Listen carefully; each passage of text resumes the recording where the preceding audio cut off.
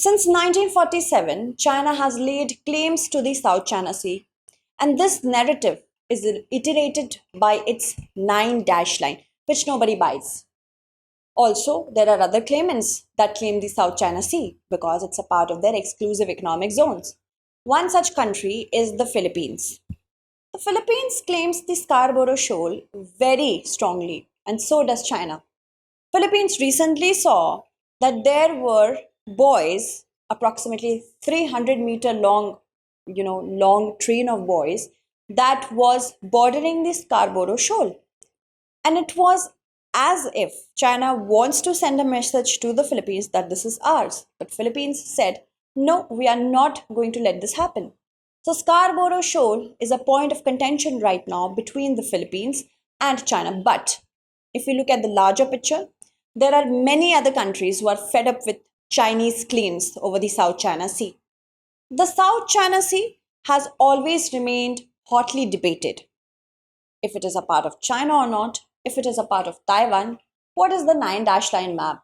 Who are the other claimants? Who claims what part of the islands? Which islands are claimed by whom? Everything will be known to you by the end of this class. We are also going to discuss what is India's response to the dispute in the South China Sea. From the perspective of GS mains paper, second, and from a larger perspective, the PSIR optional and the prelims examination, it is important and imperative that you remain engaged with the class till the very end and do not worry about notes. Because I provide the notes through the PDF that I'm using, and that is available on my Telegram channel, Pooja Dwivedi UPSC. If you have any queries regarding this examination, you can talk to me on my Instagram and follow me on Threads. By the end of the class, you're expected to understand these many things. I have in brief told you about the current issue, but China has recently said that there will be no military exercise in parts of South China Sea. This is kind of saying that the entire South China Sea belongs to us.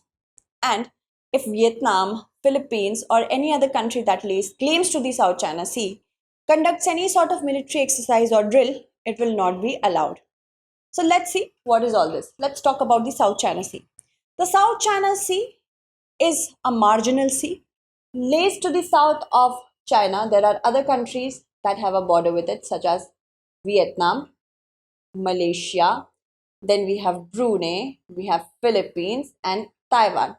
These are some of the many countries that say that South China Sea doesn't belong only to China, but also us, because if we go by the laws of the sea, exclusive economic zone is a part of the near waters through which these countries can lay claims. I, as a country, have all the freedom in the world to explore the resources in my exclusive economic zone, to use it for the purposes of security, to ensure that the livelihoods of the people who are dependent on these coastal areas are uplifted. So this is how I explore my exclusive economic zone. But China says, no, no, no. The entire South China Sea is actually mine. Just the few bits and parts of it is, which is very peripheral to my interest, can be taken up by you. But South China Sea is very significant. First of all, from a larger Indo-Pacific perspective, it can be seen as a section of the Indo-Pacific itself. Other than this, it is significant when it comes to trade. Approximately 21% of the global trade takes place through here. This is the data from 2016. United Nations Conference on Trade and Development said it. That amounted to $3.37 trillion. That is huge. Also, it is a rich ground for fishing. And many people who have a coastline with the South China Sea, many countries which has people that are dependent on, just fishing for their livelihoods, they also get impacted. Not only that, specifically if I talk about Paracel Islands and Spratly Islands that are contested hotly between Vietnam and China, there are unexplored resources. So when we talk about resources, when we talk about livelihoods, when we talk about economic ability, when we talk about security, South China Sea and the rocks that are present there are very important. Now P2I batches are already launched for 22nd of September. Since 22nd of September, 30th we are closing in on our admission. Make sure that you take admission by 30th because we are providing you an added discount. If you use the code PD Live, this particular course will be provided to you at 26,999 only, which is down from 29,999 only.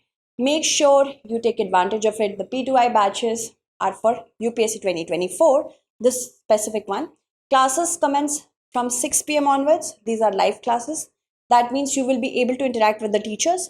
Other than this, you will also be provided with study material, GS plus CSAT, ethics, essay, language papers, prelims test series, mains test series, daily answer writing practice. Everything is included over here.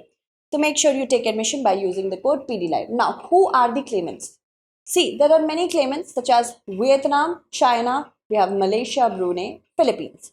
And if we talk about part-wise, the South China Sea plus the islands that are claimed by different countries. If we talk about the Scarborough Shoal is claimed by Philippines. This yellow line is showing Philippines. And as you can see, the entire South China Sea is claimed by China, and says Scarborough Shoal is also claimed by China because it is here. Then Paracel Islands and Spratly Islands are contested between China and Vietnam. Malaysia also claims part of certain islands.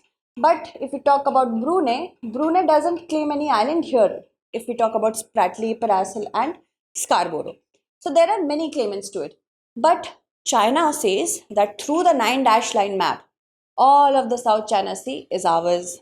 The 9-line map is a relatively very new map. This is actually a 9-line U-shaped line. 1, 2, 3, 4, 5, 6, 7, 8, 9. That is why it is known as the 9-line map. However, it started as an 11-line map.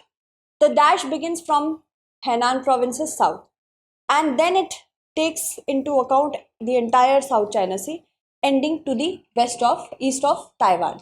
And the 9 dashes, which extend hundreds of miles, actually are one of the narratives that China wants to ensure that everybody accepts it.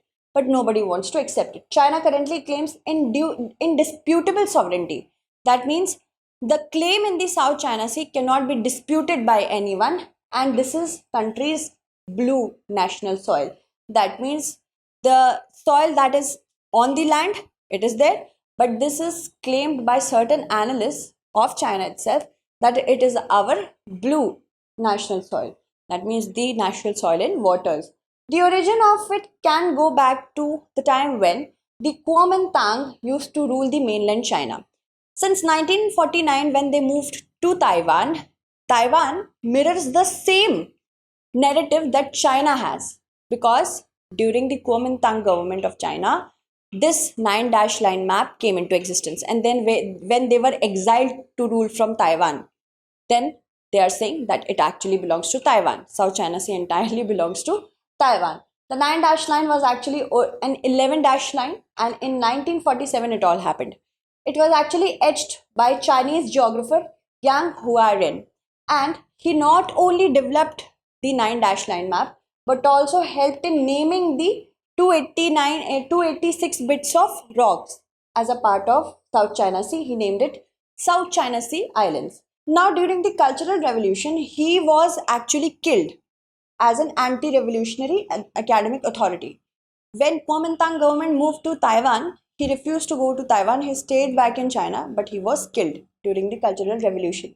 In 1952, the 11-line map became the 9-line map. When certain parts were given away to a country, you have to name that country. Certain parts were given away to a country by China. You have to name it. You will find it very interesting. Okay. Vietnam actually hotly disputes the China's historical account, saying on what basis you have developed this 9-line map. It says that we have actively ruled both Paracel and the Spratly since the 17th century. Now, Philippines also says that its geographical proximity is there to the Spratly Islands. It says that maybe we also get a part of it. Both the Philippines and China also lay claims to the Scarborough Shoal, which has another name. This name is Huangyan Island. It is known as in China. So you see, here are the Paracel Islands and here are the Spratly Islands. And this is hotly contested between China, Vietnam, Philippines. Malaysia and Brunei, if we talk about what claims they make for the South China Sea, it is mostly due to their exclusive economic zone and as defined by the United Nations Conventions on the Laws of the Sea. Brunei doesn't claim any of the disputed islands. Malaysia claims a small part of the islands in the Spratlys. Moving on. Now, if we talk about the Scarborough Shoal, it is named after a ship that visited Scarborough, centuries ago. And Scarborough, it has bounty of fisheries. It also provides hedge against certain storms in the South China Sea. If the situation or the weather is not very well, there ships can stay there for a long period of time. So, a British ship that was grounded so many years ago, centuries ago. After that, Scarborough Shoal was named, and it's very important when it comes to fisheries and providing hedge against ill weathers. And it is also known as Huangyan Island. I have already told you it comes under Philippines exclusive economic zone. So this is Scarborough Shoal. This is under Philippines exclusive economic zone. But China says no, it is ours through the 9-line map. And Beijing claims that the records show that Chinese sailors discovered Huangyang Island 2000 years ago.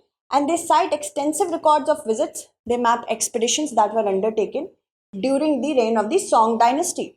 Vietnam says that, the Philippines says that we also have proper records. But there have been disputes in the past as well, clashes in the past. In 1974, Chinese seized the paracels from Vietnam. Many Vietnamese sailors died during this process. They were killed actually. 1988, the two sides clashed in Spratlys again. Many Vietnamese sailors died. 2012, China and the Philippines engaged in a lengthy maritime standoff at the Scarborough Shoal. Chinese Navy sabotaged two Vietnamese exploration operation. Against this, many protests also occurred in Vietnam against the Chinese government. In 2019, Philippines accused Chinese trawler of ramming a Filipino fishing boat with 22 people on board. In 2023, the Philippines and Chinese vessels have been shining lasers at Filipino boats to temporarily blind the crew. And Chinese have been accused of dangerous maneuvers by sailing too close or blocking the Filipino path. So China has become a big bully in the South China Sea. It tries to bully countries such as India. It has tried to bully countries such as these countries as well. But the thing is that we are not going to accept this behavior anymore. That is why we are standing up to it. Now, moving on, if we talk about that particular part of Scarborough Shoal, the Philippines said that I am going to take you to a court of law.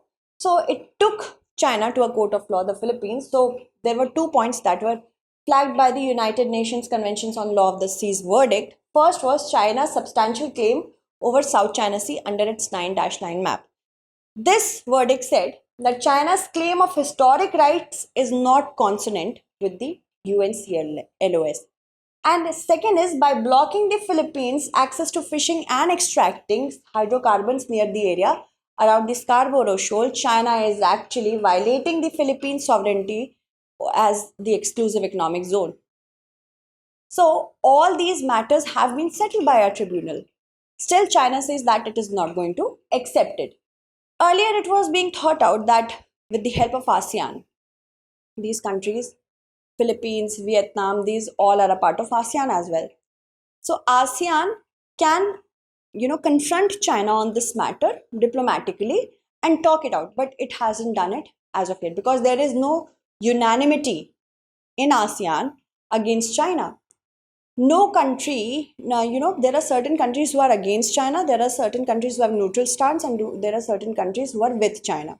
So a unanimous approach is not able to be made out.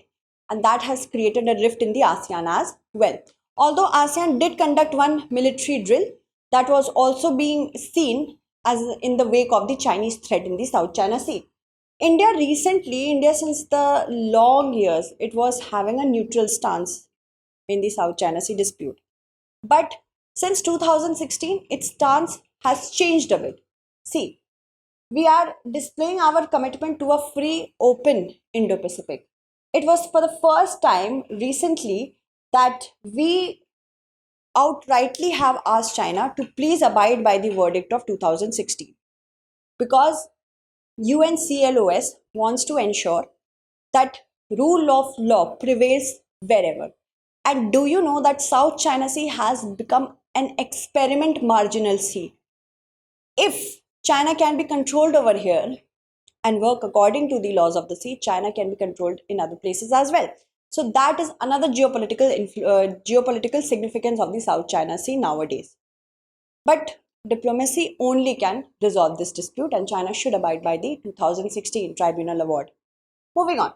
Now, if we talk about a question, I have a question for you.